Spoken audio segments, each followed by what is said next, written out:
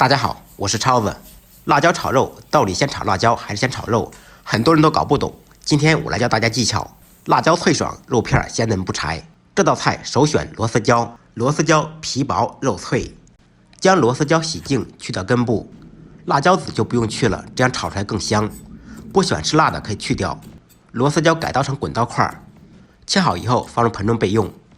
准备几粒大蒜，用刀拍匀，拍匀即可，不用剁碎。来几粒豆豉和大蒜一同放入碗中，当然根据个人口味，不喜欢豆豉的可以不放。准备一小块猪后腿肉或者前肩肉，最好是有肥有瘦，瘦肉肥肉分开，将肥肉切成薄片，越薄越好。瘦肉顶丝同样切成薄片，肥肉瘦肉分开切，这样炒的时候肉不会柴。瘦肉切好以后放入碗中，放入少许姜片，少许生抽酱油，少许老抽，一点点胡椒粉，用筷子搅拌均匀，稍微腌制一会儿。起锅开火，锅烧空气，烧至冒烟时放入辣椒，不放油不放水，干煸。用勺子轻轻的压，使辣椒煎出虎皮。这个过程要有耐心，全程需要2到3分钟左右。这样炒的辣椒吃着才脆香。中途可以加入一点点盐，加盐辣椒出水更容易炒出虎皮，也可以使辣椒有一点点底味。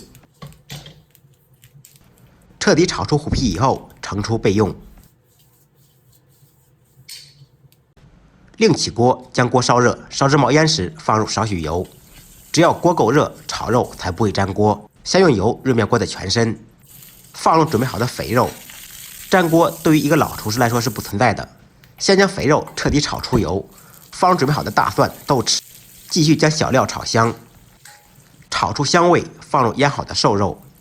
这个时候您觉得油多，可以撇出一点。不过话又说回来了，辣椒炒肉油多才香。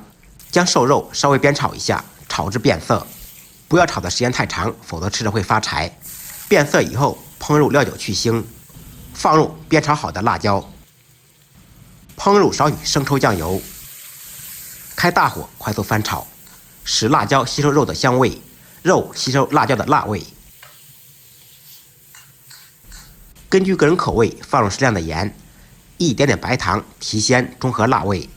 继续开大火翻炒均匀，一道非常好吃下饭的辣椒炒肉就做好了。